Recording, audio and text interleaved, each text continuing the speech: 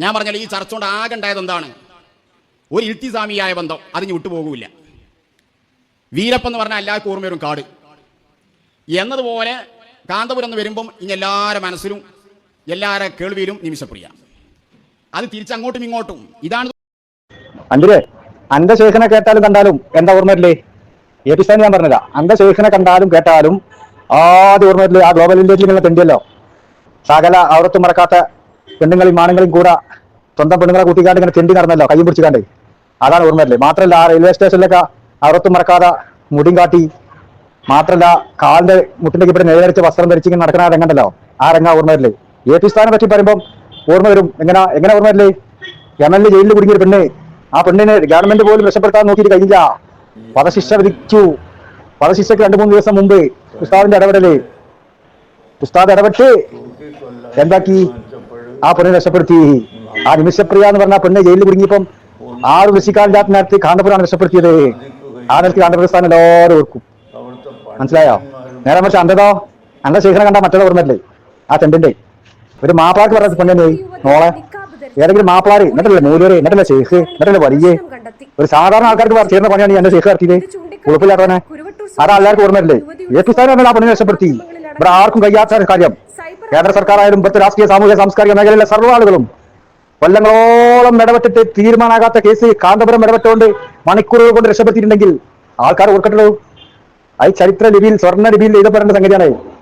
മനസ്സിലായോ? അത് ഓർക്കും ആളുകളെ. ഇവിടുന്ന് അങ്ങോട്ട് കാന്തപുരം എന്ന് പറഞ്ഞാൽ ആളുകൾ ഓർക്കും. കാരണം ആർക്കും രക്ഷപ്പെടുത്താൻ കഴിഞ്ഞിട്ടില്ല.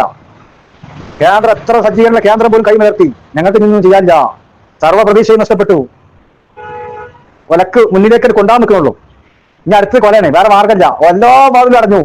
അപ്പം കാന്തപുരം ഇടപെട്ടു, ആ പെണ്ണിനെ രക്ഷപ്പെടുത്തി. അതാ ഞാൻ ആളുകളെ ഓർക്കല്. ഇത് പറഞ്ഞത് ശരിയാണ്. നേരെ മറിച്ച് എന്റെ ശേഖരം ഓർക്കുമ്പോഴോ ഈ കണ്ട തെണ്ടി തിരിഞ്ഞ് നടക്കണേ ഓർക്കുള്ളൂ. എനക്കൊക്കെ ഞങ്ങൾ തരാൻ പോണുള്ളൂ കേട്ടോ. കാത്തിരുന്നോ? വള്ളം നിറച്ച് എനക്കും മറ്റൊക്കെ ഞങ്ങൾ തരണ്ടേ. കുഞ്ഞമീനൊക്കെ കുറച്ചും കൂടി ക്ഷമിക്കേ ടബൂറായി കേട്ടോ. വള്ളം നിറച്ച് കഴിഞ്ഞാൽ അപ്പുറം തരും, പലിശടക്കം തരും. നോക്കിക്കോ മോനെ. എന്താ വിചാരിച്ചാൽ എന്നെ നേരിടാൻ സ്ഥലം വേണ്ട, ഞങ്ങളെ നേരിടാൻ സാധാരണക്കാരനെ മതി. അതിൽ സജ്ജീകരണം ഞങ്ങൾ എടുത്തിട്ടുണ്ട്, ഒക്കെ ഞങ്ങൾ എടുത്തു. സർവ്വം നമ്മൾ ട്രിപ്പാ. സർവ്വം 4 പ്രസംഗം ഉണ്ടല്ലോ, 4 ഹർഫും ഹർഫ് ഞങ്ങളുടെ കയ്യിൽ റെക്കോർഡാ. മനസ്സിലാക്കി എന്താ വിചാരിച്ച് ഇപ്പൊ ഞങ്ങൾ ഉണ്ടാക്കി നോക്കണം. അപ്പൊ സാമ്പിൾ എന്ന് പറയുന്നത് കാണിച്ചു തരാനുള്ളൂ.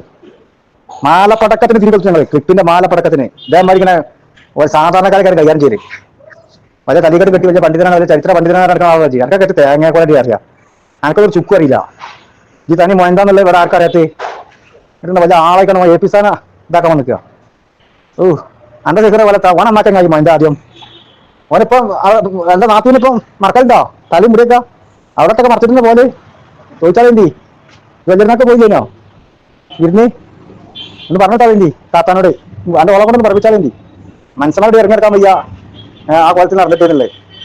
ഓളാ ന്യൂ ജനറേഷൻ അല്ലോ, തലി തട്ടുവിടാതാ അവിടത്തും മറക്കാൻ നേരത്തെ വസ്ത്രം ധരിച്ചാണ്ട് ഉളുപ്പുണ്ടീ കൊണ്ടെടുക്കുന്നത്. ശേഖ വലിയാന്ന് പറഞ്ഞ് നടക്കുക. ഓ അങ്ങനെ കൊണ്ടെടുക്കും ഒരു ഉളുപ്പില്ലാതാ.